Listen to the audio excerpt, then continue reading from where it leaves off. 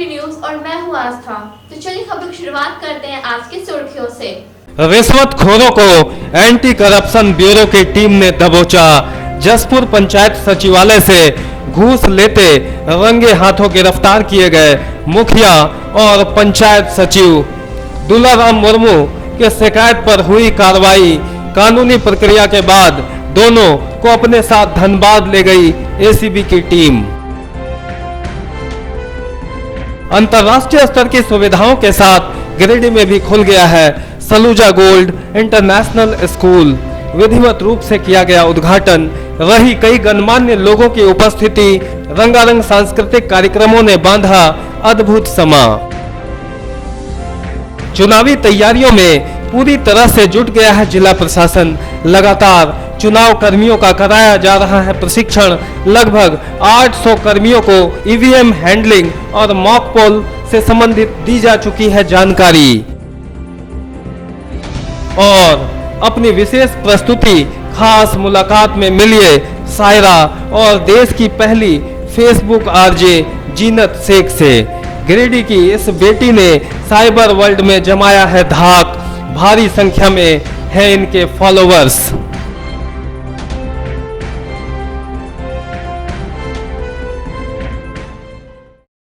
जसपुर पंचायत सचिवालय में गुरुवार को एंटी करप्शन ब्यूरो की टीम ने छापा मारकर मुखिया और पंचायत सचिव को रंगे हाथों गिरफ्तार कर लिया।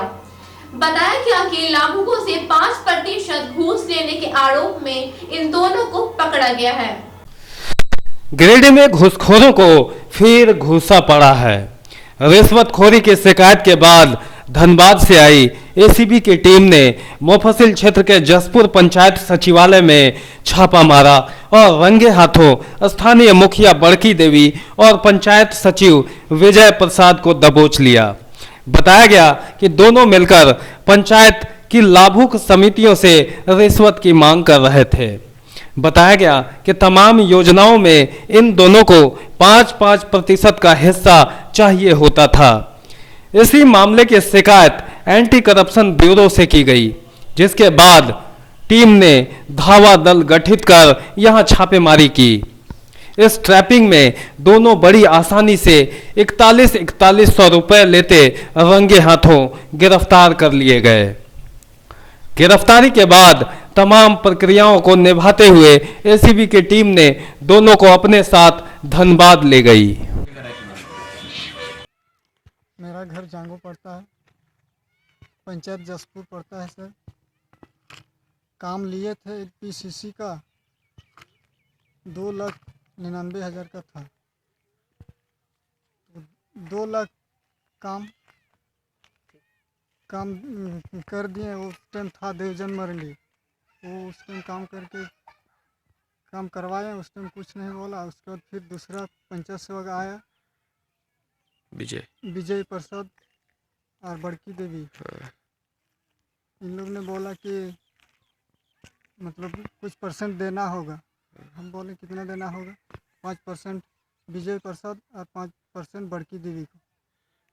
तब चेक देंगे, नहीं तो नहीं देंगे।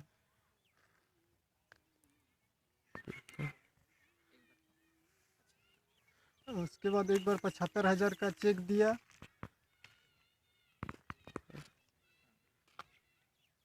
उसके बाद बैक डेट से उसके बाद फिर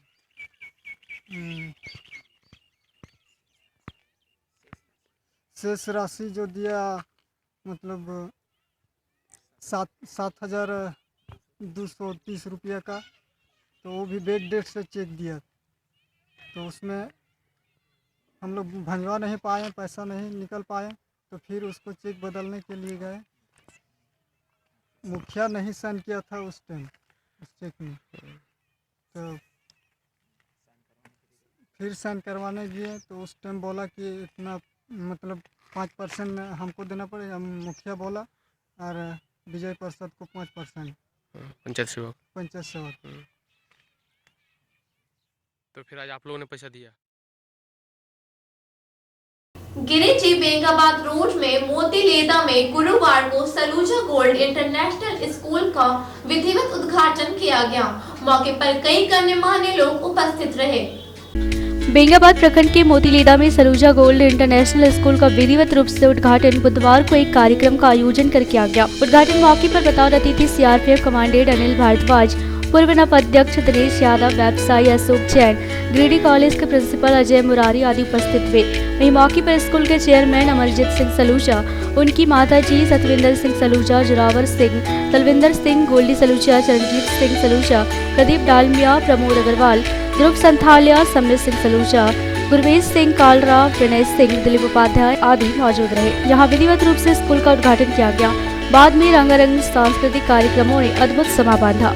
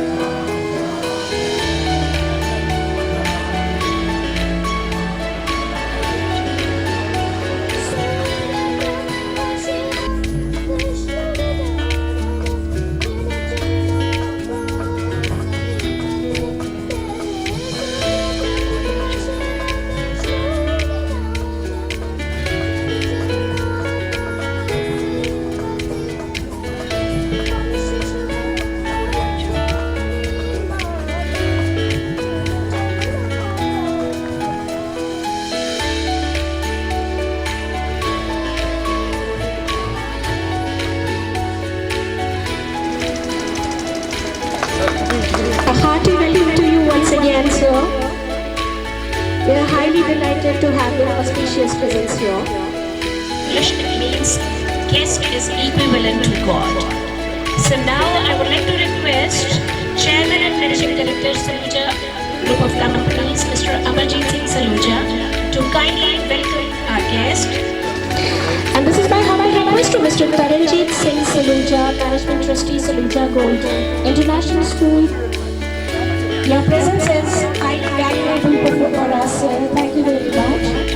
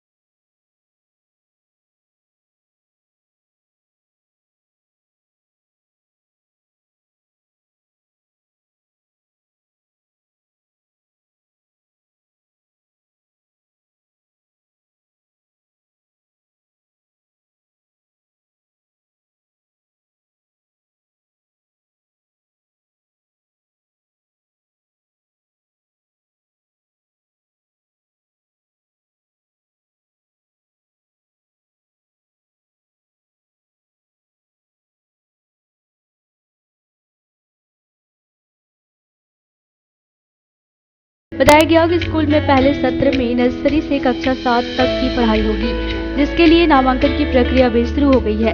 गिरिडीह जिले में लौह उद्योग की शुरुआत करने वाले अमरजीत सिंह सलूजा के इस प्रयास की लोग जमकर प्रशंसा कर रहे हैं। इसके अलावा सामाजिक कार्यों में भी सलूजा गोल्ड परिवार अहम भूमिका निभाती रही है। यही कारण है कि आज गिरिडीह जिले ही नहीं बल्कि देश के अलग अलग राज्यों में इनकी चर्चा हो रही है। कहा गया कि इस स्कूल से न सिर्फ गिरिडीह बल्कि पूरे झारखंड में बेहतर शिक्षा को बढ़ावा देने में यह सहायक साबित होगा। आज बहुत ही शुभ दिन है और आज हम लोग सलूजा गोल्ड की आज कैंपस की ओपनिंग कर चुके हैं।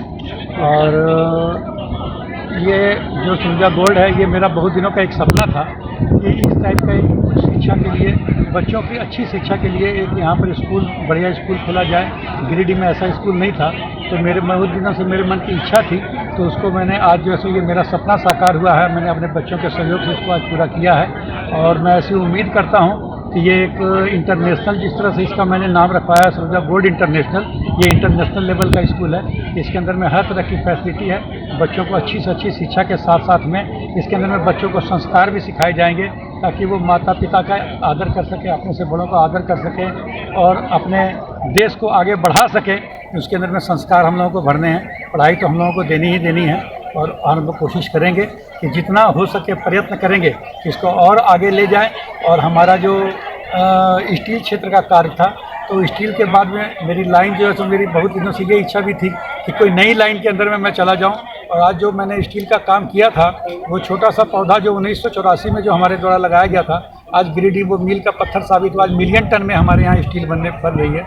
उसी प्रकार से आज ये जो पौधा हमारे द्वारा जो लगाया जा रहा है, या आप लोगों के सहयोग से जो लगाया जा रहा है, मैं ऐसी उम्मीद करता हूँ कि ये भी बरगद का वृक्ष बने और इसी तरह से ये बढ़े और इसी तरह से यहाँ एजुकेशन का हब बने। ये मेरी बहुत इच्छा है कि आज सलूजा गोल्ड इंटरनेशनल स्कूल का हम लोगों का आज इनॉग्रेशन सेरेमनी था।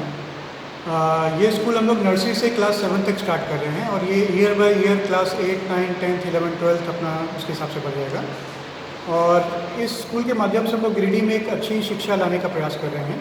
शिक्षा के साथ साथ अच्छी स्पोर्ट्स फैसिलिटीज़, जिसके साथ बच्चों का ओवरऑल डेवलपमेंट हो सके।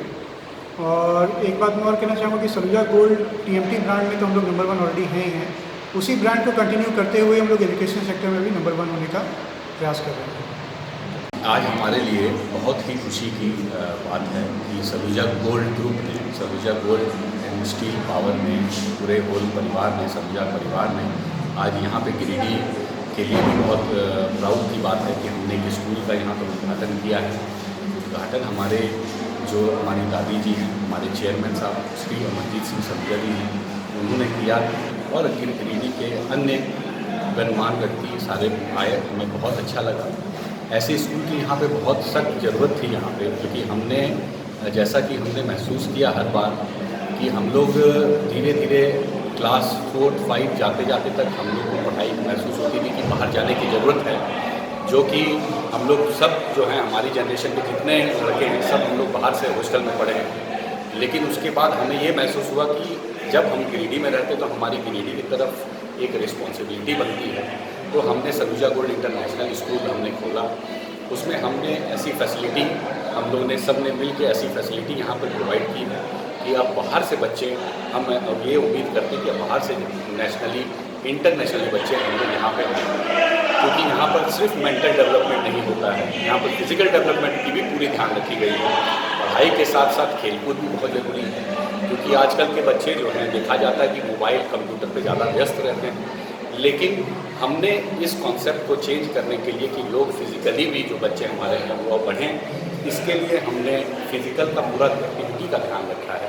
हमने स्विमिंग पूल वगैरह, फुटबॉल वगैरह ग्राउंड, बहुत अच्छे ग्राउंड हैं, बास्केटबॉल वगैरह, मतलब छोटी से छोटी गेम्स जो हैं हमने उसको ध्यान में रख के हमने बच्चों के लिए, सब जगह के लिए वो रखी है। और आगे हम उम्मीद करते हैं कि सबका सहयोग रहा।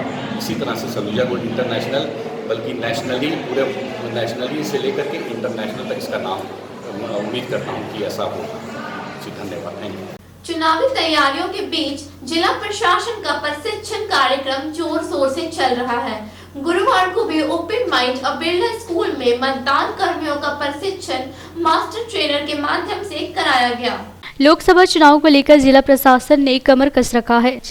लगातार प्रशासन की ओर से मतदान कर्मियों के लिए प्रशिक्षण कार्यक्रम संचालित किया जा रहा है। गुरुवार को भी ओपन माइंड अब्दुल्ला स्कूल में विभिन्न विभागों के कार्यरत कर्मियों को चुनावी कार्य का प्रशिक्षण दिया गया। इस दौरान नगरपालिका, बैंक समेत अन्य विभागों के लोगों ने ईवीएम हैंडलिंग, मॉक पोल आदि की बारीकियों को समझा। यहाँ प्रशिक्षण कार्यक्रम अभिनव सिन्हा, मुन्ना कुशवाहा और आनंद सिंह की देखरेख में संचालित कराया जा रहा है। बताया गया कि प्रशिक्षण कार्य में 30 मास्टर ट्रेनरों को लगाया गया है, जो अलग अलग सत्र में कर्मियों को प्रशिक्षित कर रहे हैं। गिरिडीह जिला का जो शहरी क्षेत्र है, रेड लैंप ऑफ हो चुका है, ग्रीन लैंप ऑन हो चुका है, तो ये हरा लाइट जल गया, मतलब हम लोग तैयार हैं मशीन के माध्यम से मॉक पोल कराने के लिए। टोटल मॉक पोल कितना कराना आप लोग बताइए। मान लीजिए मैं 4 नंबर को दबाता हूँ यहाँ पे, तो यहाँ पे जो पर्ची दिखेगी उसमें नंबर 4 और वहां पे आपको चुनाव चिन्ह भी दिखेगा जो यहाँ नहीं दिख रहा। को उन्हें क्या देना पड़ता है, एक पहचान पत्र देना पड़ता है। तो जो आपका पोलिंग एजेंट है उसमें एक उम्मीदवार अपना 2 पोलिंग एजेंट को भी एक बूथ के लिए प्रतिनियुक्त कर सकता है। यहाँ हमारे यहाँ 12 कमरे हैं, 12 कमरे में प्रशिक्षण चल रहा है। सभी रूम में 2-2 मास्टर ट्रेनर हैं। ईवीएम के अंतर्गत बीयू, सीयू और वीवीपैट से हैंड्स ऑन प्रैक्टिस करवाया जा रहा है मतदान कर्मियों को। इलेक्शन में जितनी भी प्रक्रिया है उसकी बारीकियों से रूबरू कराया जा रहा है। ब्लैक बोर्ड पर लिख करके समझाया जा रहा है। मतदान दल के अलग अलग जो अधिकारी होते हैं, P1, P2, P3 और प्रिजाइडिंग ऑफिसर, उनके कार्य दायित्व क्या है इसके बारे में भी बताया जा रहा है विस्तार पूर्वक। और आज तीसरा दिन का प्रशिक्षण है। यहाँ 16 तक प्रशिक्षण निर्धारित है। हम लोग 16 तक में सभी मतदान कर्मियों का प्रशिक्षण संपन्न करवा देंगे। गुरुवार को बीएड कॉलेज के प्रशिक्षुओं का प्रैक्टिकल एग्जाम लिया गया। बताया गया कि एग्जाम लेने के लिए बाहर से एक्सपर्ट बुलाए गए थे। जिले भर के 7 बीएड कॉलेज के प्रशिक्षुओं का प्रैक्टिकल एग्जाम गुरुवार को लिया गया। प्रैक्टिकल परीक्षा के लिए रानी लक्ष्मीबाई मध्य विद्यालय और नेताजी सुभाष चंद्र बोस मध्य विद्यालय को सेंटर बनाया गया था। इन दोनों सेंटरों में Subhash teachers training college, GD बगेड़िया teachers training college, Giridih college Giridih, KN Bakshi BEd college, scholar BEd college आदि कॉलेजों के छात्र छात्राएं उपस्थित होकर अपना बायो साइंस, फिजिकल साइंस आदि के व्यवहारिक परीक्षा दी। बताया गया कि परीक्षा संचालन के लिए गिरिडीह कॉलेज के प्रोफेसर्स को जिम्मा दिया गया था, जबकि परीक्षा लेने के लिए बाहर से एक्सटर्नल बुलाए गए थे। बताया गया कि बेहद अच्छे माहौल में परीक्षा का संचालन कराया गया है।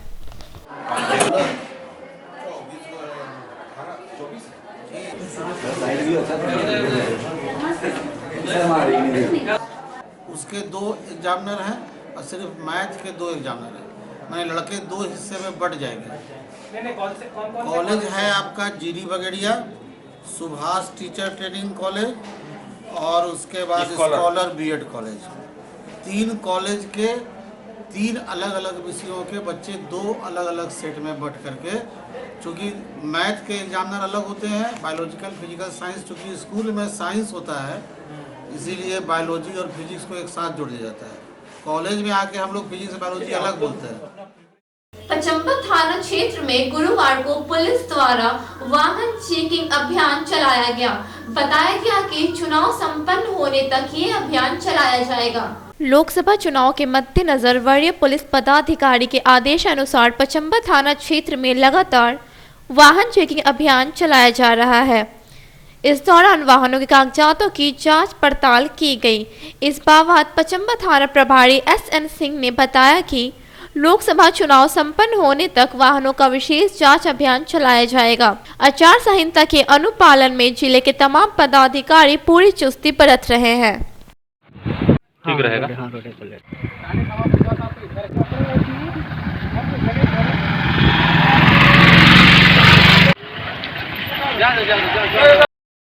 इधर है कुछ गलत माल नहीं रखे हैं।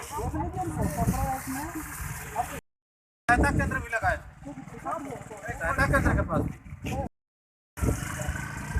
लोकसभा चुनाव के मद्देनजर वरीय पदाधिकारी द्वारा वाहन चेकिंग का निर्देश प्राप्त हुआ। इस निर्देश के आलोक में पचम्बर थाना अंतर्गत वाहनों की एंटीसिपेटरी जांच की गई अभी तक और लगातार की जा रही है। जब तक चुनाव संपन्न नहीं हो जाता है तब तक चलते रहेगा। भारतीय वैश्य महासभा की ओर से एक कार्यक्रम गुरुवार को परिसदन भवन में आयोजित किया गया। मौके पर कई प्रमुख लोगों को समाज की जिम्मेवारी सौंपी गई। भारतीय वैश्य महासभा महिला प्रदेश महासचिव सह उत्तरी छोटा नागपुर प्रभारी रागिनी लहरी साहा की अनुशंसा पर भारतीय वैश्य महासभा के गिरिडीह जिला महिला प्रकोष्ठ का विस्तार करते हुए गिरिडीह जिला के चर्चित समाज सेवी ललिता वर्णवाल को जिला अध्यक्ष, संगीता सेठ को जिला महासचिव मनोनीत किया गया। श्रीमती लहरी ने मनोनयन पत्र देते हुए नवनियुक्त जिला महासचिव को बधाई दी। इस दौरान महासभा के राष्ट्रीय अध्यक्ष शंकर कुमार गुप्ता एवं राष्ट्रीय उपाध्यक्ष डॉक्टर उमेश गुप्ता, प्रदेश जिला के सभी पदाधिकारी ने दूरभाष के सभी को बधाई दी। मौके पर सीमा वर्णवाल, कविता वर्णवाल, ज्योति वर्णवाल, सुनीता वर्णवाल, रिंकी वर्णवाल, बबीता वर्णवाल, नीलू वर्णवाल आदि महिलाएं उपस्थित थी।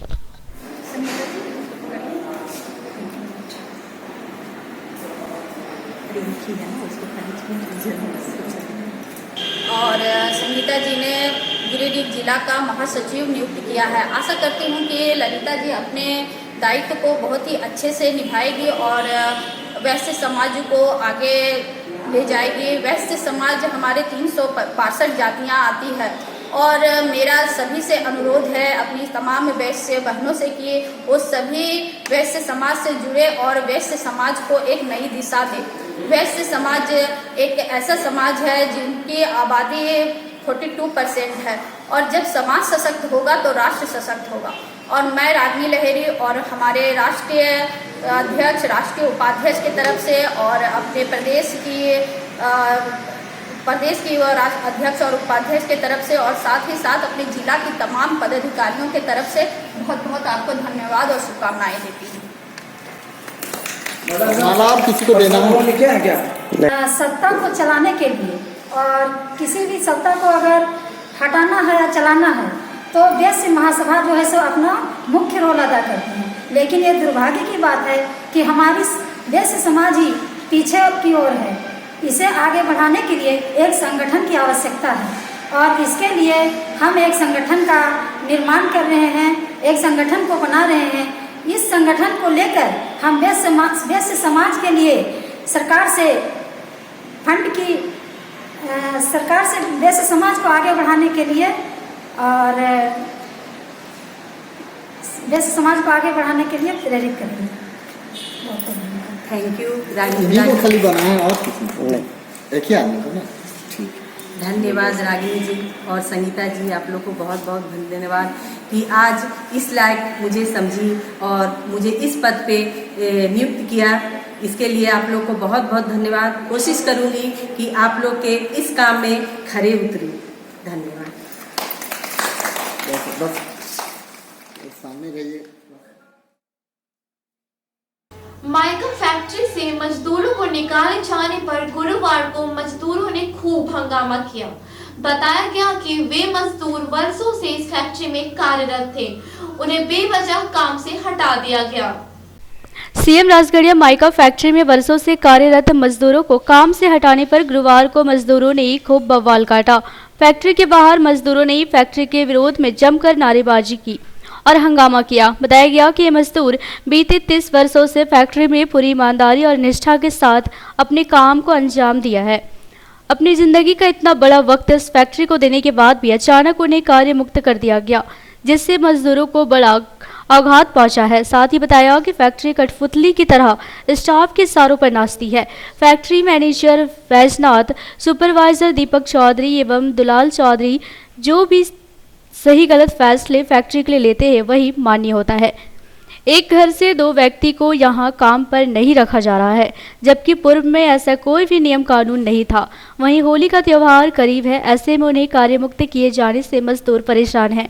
उनकी रोजी रोटी का एकमात्र साधन यही था। नौकरी चले जाने से उनकी हालत दयनीय हो गई है।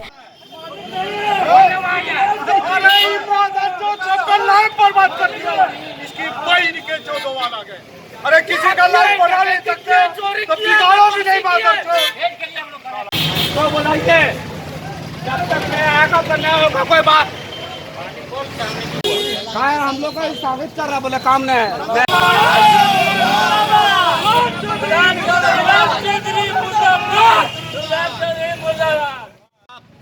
और उसके लिए बोलता आप काम नहीं है, बोलिए कहाँ जाएगा निर्णय आप ही लोग लीजिए और सब लीजिए।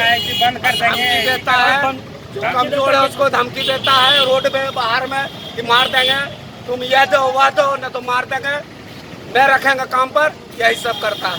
ये है दीपक चौधरी, दीपक चौधरी सुपरवाइजर मैनेजर है। 4 आदमी धमकाया है कि बाप बेटा को काम नहीं देंगे, मारा उसको धमकाया है रोड में 8 बजे रात में। फैक्ट्री 8 का बात है, रोड में आप काहे बोलिएगा रोड में।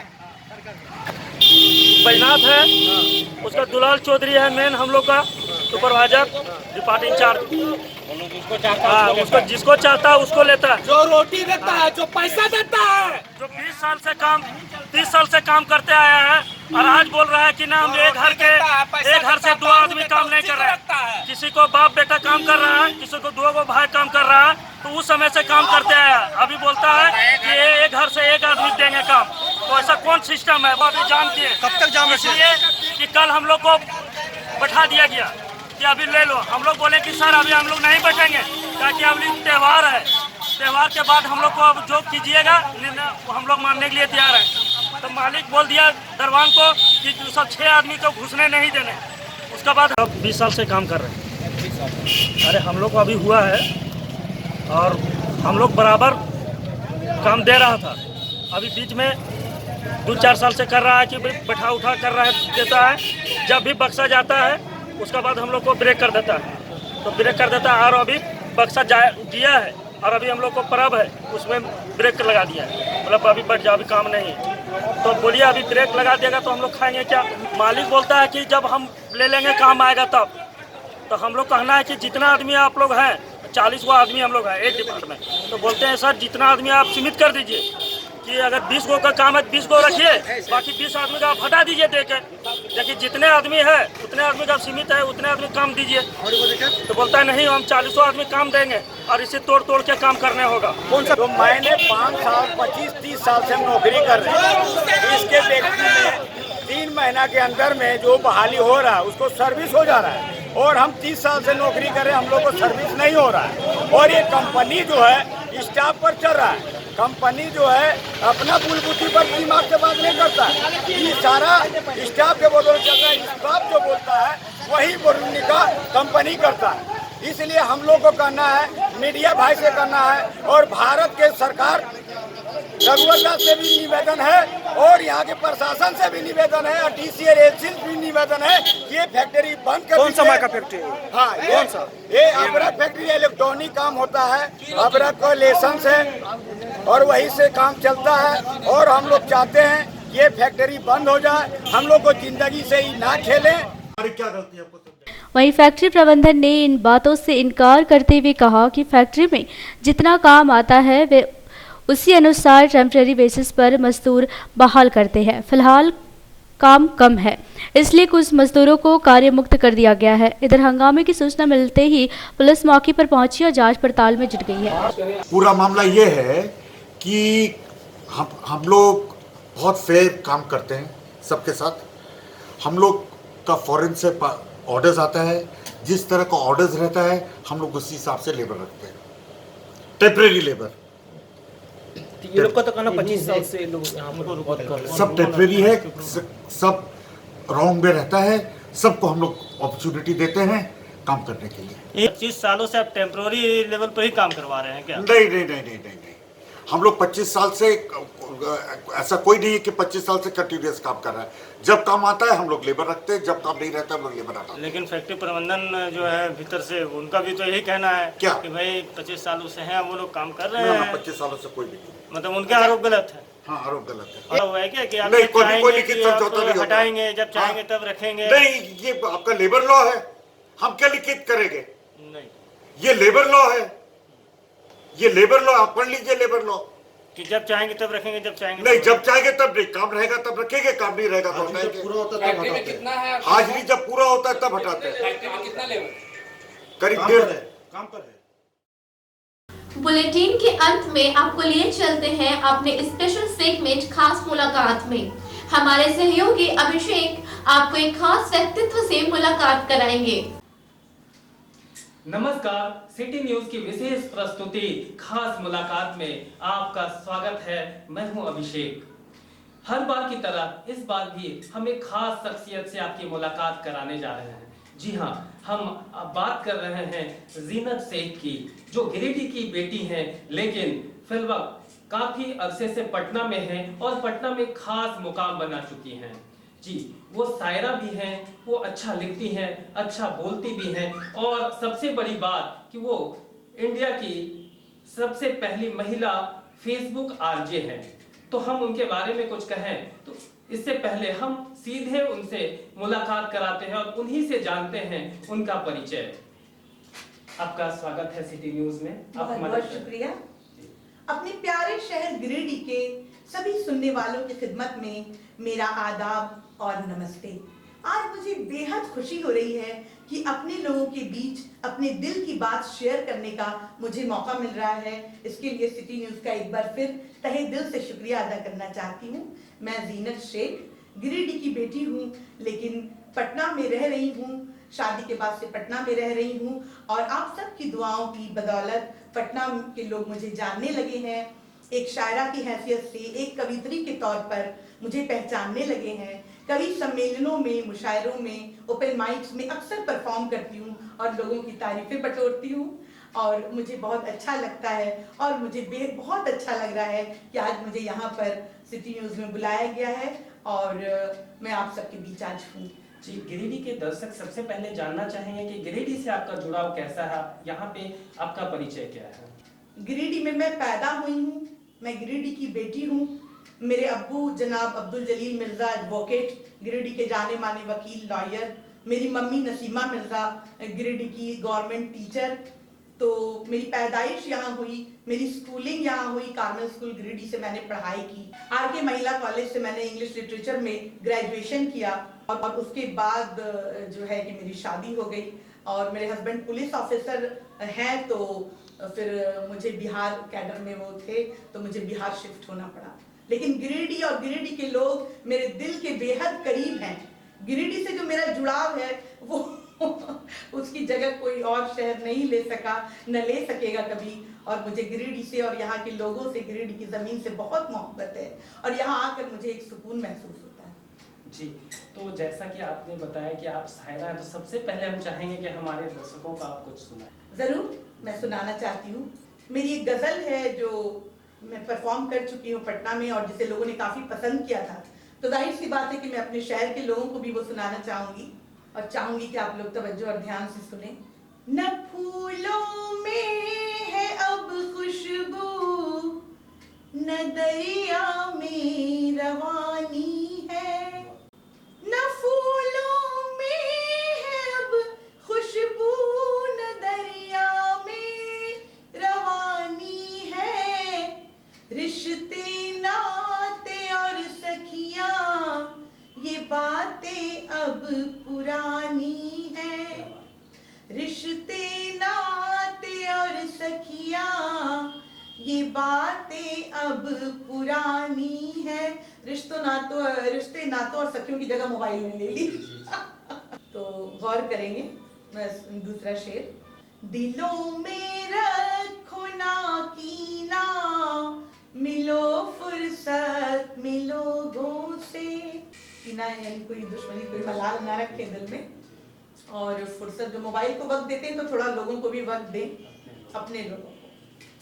दिलों में रखो ना कीना, मिलो फुर्सत मिलो गो से।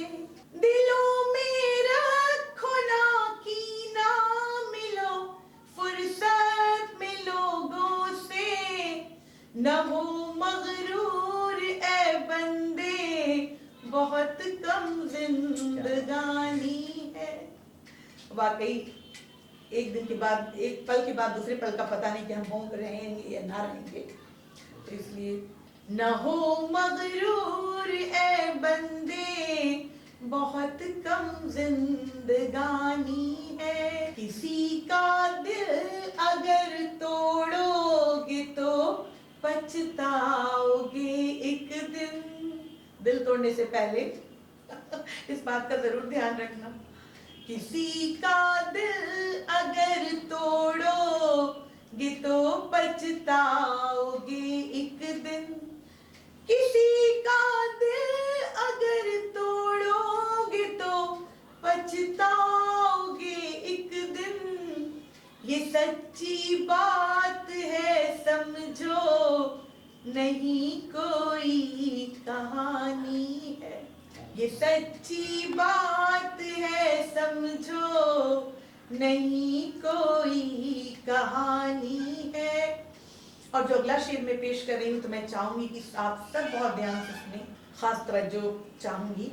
कभी माँ बाप से मत रूठना गर बात कुछ भी हो। कभी माँ बाप से मत रूठना गर बात कुछ भी हो। सब्र से सुन लो हर वो बात जो उनको सुनानी है।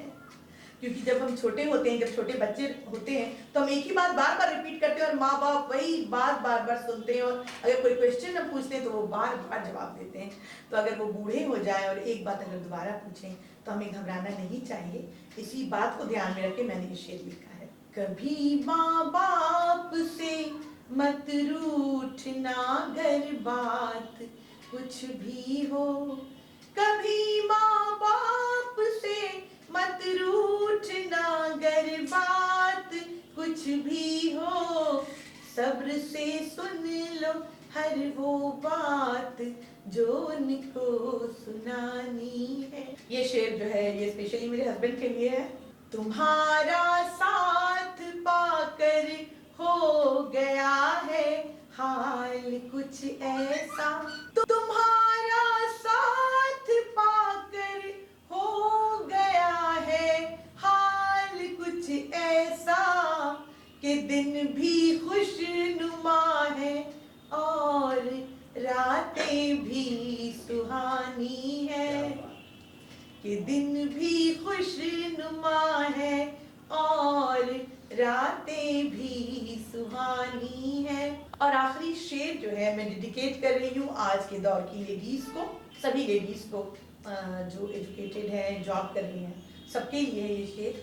मैं हूँ इस दौर की औरत, यही मेरी कहानी है। मैं हूँ इस दौर की औरत, यही मेरी कहानी है। मेरे लब पे तबस्सुम है, मेरी आंखों में पानी है। मेरे लब पे तबस्सुम है, मेरी आंखों में पानी है। न फूलों में है अब खुशबू, न दरिया में रवानी है। आप शायरा हैं, साथ साथ चर्चा हुई कि आप फेसबुक आरजे हैं। फेसबुक आरजे का कंसेप्ट बिल्कुल नया है, इस संदर्भ में आप क्या बताना चाहेंगे? फेसबुक आरजे का जो कॉन्सेप्ट है वो फॉरेन में बहुत पॉपुलर है, बहुत ज्यादा पॉपुलर है। और अफसोस की बात है कि इंडिया में अभी तक इसका कॉन्सेप्ट नहीं आया था।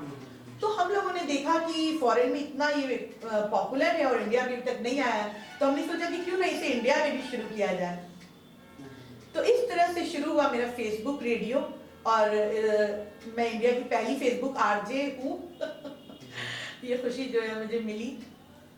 तो इस तरह से शुरू हुआ फेसबुक रेडियो मेरा। पहले इसका नाम गुजरा हुआ ज़माना था, और हम उसमें जितने हमारे गुजरे हुए ज़माने के जो आर्टिस्ट हैं, बड़े बड़े आर्टिस्ट हुए हैं, म्यूजिक डायरेक्टर्स, लिरिसिस्ट हुए हैं, साहिल लुधियानवी साहब, मजरू सुल्तानपुरी साहब, और भी सारे सिंगर्स जो है हमारे, किशोर दा, मोहम्मद रफ़ी साहब, मुकेश, सारे आर्टिस्ट जो हैं, सबकी मैं लाइव स्टोरी बताती थी और बीच बीच में उनके गाने बजाती थी। पुराने गानों पर ज्यादा फोकस था, क्योंकि वो मेलोडियस होते हैं और लोग जो है उन्हें भूलते भी जा रहे हैं। तो हमारा यही मकसद था कि वापस जो है लोगों के दिलों में वही पुराने गाने याद दिलाने का मकसद था। तो मेरा पहला एपिसोड जो था वो गुलजार साहब पर था। ऐसे तो गुलजार साहब अभी भी हैं, लेकिन हमारी कोशिश यही थी कि सभी लोगों को उनकी लाइफ स्टोरी बताई जाए। बहुत कम लोगों को शायद मालूम रहता है, क्योंकि हम उनकी पॉपुलैरिटी को देखते हैं, उनकी पॉपुलैरिटी के पीछे जो स्ट्रगल छिपी रहती है वो बहुत कम लोगों को मालूम रहती है। तो यही मकसद था। तो बहुत बहुत बहुत पसंद किया लोगों ने पहले एपिसोड को, बहुत अच्छा लगा उन्हें, क्योंकि ये प्रोग्राम पूरे इंडिया में एक साथ आता है। एफएम चैनल्स होते हैं तो वो रांची का एफएम रांची के लोग सुन सकते हैं, कोलकाता के पटना का जो एफएम चैनल है वो पटना के लोग सुन सकते हैं, लेकिन ये मेरा जो रेडियो प्रोग्राम था वो पूरे इंडिया, यहाँ तक कि दूसरे कंट्रीज के लोग सुन पा रहे थे एक साथ। मेरा भाई मिडिल ईस्ट में था, वो सुन पा रहा था, और भी कनाडा के मेरे रिलेटिव सुन पा रहे थे एक साथ। मैं लाइव आती थी, उनसे इंटरेक्ट करती थी लाइव, वो कमेंट बॉक्स में कुछ लिखते थे तो उनकी रिक्वेस्ट भी बजाती थी। तो ये कॉन्सेप्ट लोगों को बहुत पसंद आया। एक साल से मैं ये शो कर रही हूँ और तादाद जो है मेरे फॉलोअर्स की बढ़ती ही जा रही है। उम्मीद है कि अब गिरिडीह के फॉलोअर्स भी बढ़ जाएंगे। हाँ, मेरा ऑफिशियल पेज है फेसबुक पर, मेफोबिक, MEFOBIC, मेफोबिक नाम है उसका, और बस सिर्फ उस पेज को लाइक करना है। हर सैटरडे की रात 10 से 11 बजे मेरा लाइव प्रोग्राम आता है। इस साल से 2019 से मैंने एक्टर्स और एक्ट्रेसेस पर करना शुरू कर दिया है। तो जैसे अगर किसी का बर्थडे रहा, जैसे अभी आमिर खान का बर्थडे 14 मार्च, आज के दिन मेरे फेवरेट हीरो आमिर खान का बर्थडे, तो मैंने ये सोचा है कि 16 को मेरा प्रोग्राम है तो मैं आमिर खान की पूरी जिंदगानी और उनके गाने बजाऊंगी। तो इस तरह से एक साल से ये मेरा प्रोग्राम आ रहा है। अभी तक बहुत सारे लोगों की बायोग्राफीज, उनकी लाइफ स्टोरी मैं बता चुकी हूँ, उनके अच्छे अच्छे गाने मैं बजा चुकी हूँ, और ये कंसेप्ट जो है लोगों को बहुत बहुत पसंद आया, क्योंकि उन्हें अलग से यूट्यूब पे नहीं जाना पड़ रहा था, उन्हें अलग से गाने नहीं बजाने पड़ रहे थे। फेसबुक स्क्रॉल करते वक्त वो खुद ब खुद प्रोग्राम आ जा रहा था और वो सुनने लग जा रहे थे। या फिर जिन लोगों ने पेज को लाइक किया है तो प्रोग्राम शुरू हुआ और नोटिफिकेशन आ जाती थी कि अब लाइव प्रोग्राम शुरू हो चुका है, तो वो खुद ब खुद जो है सुनने लग जाते थे। उन्हें बहुत अच्छा लगता था, कमेंट में अपनी रिक्वेस्ट भेजते थे तो मैं बजाती थी। इसके अलावा प्रोग्राम, लाइव प्रोग्राम जो है वो रिकॉर्ड हो जाता है, तो बाद में भी लोग सुनते हैं। मैं फिर वॉच पार्टीज लगाती हूँ तो उसमें भी बहुत सारे लोग जुड़ जाते हैं। तो इससे ये बात साफ जाहिर हो रही है कि लोगों को ये प्रोग्राम जो है, ये कॉन्सेप्ट प्रोग्राम ये बहुत पसंद आ रहा है, और मेरा दिल चाह रहा है, क्योंकि इतनी लोगों का प्यार इतना मिल रहा है मुझे, कि मैं वीक में एक बार और शुरू करूँ, कुछ बातें, कुछ गाने करके मैं कुछ उनसे बातें शेयर करूं, कुछ टॉपिक को लेके, करेंट अफेयर्स और भी बहुत सारे टॉपिक्स को लेके, और बीच बीच में है ऐसे गाने बजाऊं जो मेलोडियस है लेकिन लोगों ने कम सुने, इस तरह के गाने बजाऊं। तो माशाल्लाह से आप सबकी दुआओं से बहुत कुछ करने का इरादा है। जो कारवां है ना, जैसे जैसे बढ़ रहा है, बात करेंगे तो ये बहुत लंबा खिंचता जाएगा, क्योंकि हमारा ये एपिसोड बहुत कम समय का है। तो हम चाहेंगे कि आप शॉर्ट में हमारे गिरिडीह के दर्शकों के लिए बताएं अपना मैसेज। मेरे गिरिडीह के दर्शक जो मेरे दिल के बेहद करीब हैं, आपकी जगह कोई नहीं ले सकता है, कहीं के भी लोग नहीं ले सकते, इतने करीब हैं। मुझे गिरिडीह की हर गली, हर सड़क, हर एक मोड़ से लगाव है। तो मैं यही चाहती हूँ कि जिस तरह से मैं गिरिडीह की बेटी हूँ और आज मैंने पटना में एक मुकाम अपना बना लिया है, उस तरह से मेरी गिरिडीह की बेटियां जो हैं सब अपने पैर पर खड़ी हों, अपना करियर बनाएं, जिसे जिस फील्ड में इंटरेस्ट है।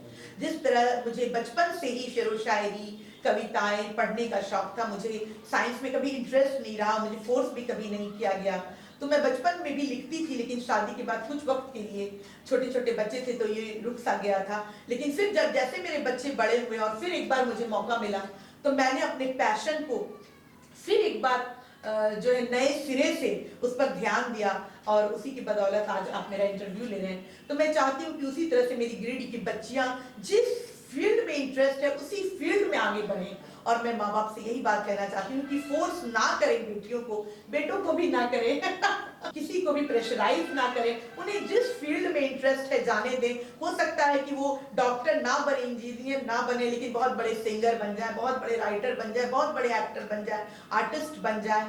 तो क्योंकि हर इंसान के अंदर कोई ना कोई टैलेंट छिपा रहता है, तो उसे पहचाने आप, और जरूरी नहीं कि हर बच्चा एकेडमिक्स में ही अच्छा हो, पढ़ाई में भी अच्छा हो, कोई स्पोर्ट्स में रहता है, कोई पेंटिंग में रहता है, कोई डांस में रहता है, तो उसके हुनर को पहचाने, आप उसके हुनर को पहचाने और जरा जहां तक मुमकिन हो उसे सपोर्ट करें, उसे उसी फील्ड में आगे बढ़ाएं जहां तक हो सके। और आप बच्चे का करियर आप खुद डिसाइड ना करें, पहले उससे पूछें कि बेटा या बेटी तुम्हें किस चीज में इंटरेस्ट है, आर्ट्स में है, कॉमर्स में है, ह्यूमैनिटीज में है, साइंस में है, और उसके बाद आप दोनों मिलकर, क्योंकि आपका तजुर्बा और उसका शौक उसे बहुत आगे तक ले जाएगा। लेकिन अगर आप उसे जबरदस्ती किसी फील्ड की तरफ भेजेंगे तो अफसोस की बात है कि वो उसमें अपना 100% नहीं दे पाएगा। तो मैं बहुत खुशकिस्मत हूँ कि मुझे ऐसा माहौल मिला और मेरे हस्बैंड इतने सपोर्टिव हैं कि शादी के बाद भी वो मुझे पूरा मौका दे रहे हैं कि मैं अपने टैलेंट को है लोगों के बीच में ले जाऊं और उसे ज़्यादा से ज़्यादा निखारूं। तो अपने पैशन, अपने हुनर को तलाश कर आज ये इस मुकाम पर पहुंची हैं कि निश्चित रूप से गिरिडीह के लोगों को इन पर फख्र महसूस होगा। सहयोगी डिम्पल के साथ अभिषेक सहाय, सिटी न्यूज, गिरिडीह। अब अंत में नजर डालते हैं हमारी आज की सुर्खियों पर। रिश्वतखोरों को एंटी करप्शन ब्यूरो की टीम ने दबोचा। जसपुर पंचायत सचिवालय से घूस लेते रंगे हाथों गिरफ्तार किए गए मुखिया और पंचायत सचिव। दुलाराम मुर्मू के शिकायत पर हुई कार्रवाई। कानूनी प्रक्रिया के बाद दोनों को अपने साथ धनबाद ले गई एसीबी की टीम। अंतर्राष्ट्रीय स्तर की सुविधाओं के साथ गिरिडीह में भी खुल गया है सलूजा गोल्ड इंटरनेशनल स्कूल। विधिवत रूप से किया गया उद्घाटन। रही कई गणमान्य लोगों की उपस्थिति। रंगारंग सांस्कृतिक कार्यक्रमों ने बांधा अद्भुत समा। चुनावी तैयारियों में पूरी तरह से जुट गया है जिला प्रशासन। लगातार चुनाव कर्मियों का कराया जा रहा है प्रशिक्षण। लगभग 800 कर्मियों को ईवीएम हैंडलिंग और मॉक पोल से संबंधित दी जा चुकी है जानकारी। और अपनी विशेष प्रस्तुति खास मुलाकात में मिलिए सायरा और देश की पहली फेसबुक आरजे जीनत शेख से। गिरिडीह की इस बेटी ने साइबर वर्ल्ड में जमाया है धाक। भारी संख्या में है इनके फॉलोवर्स।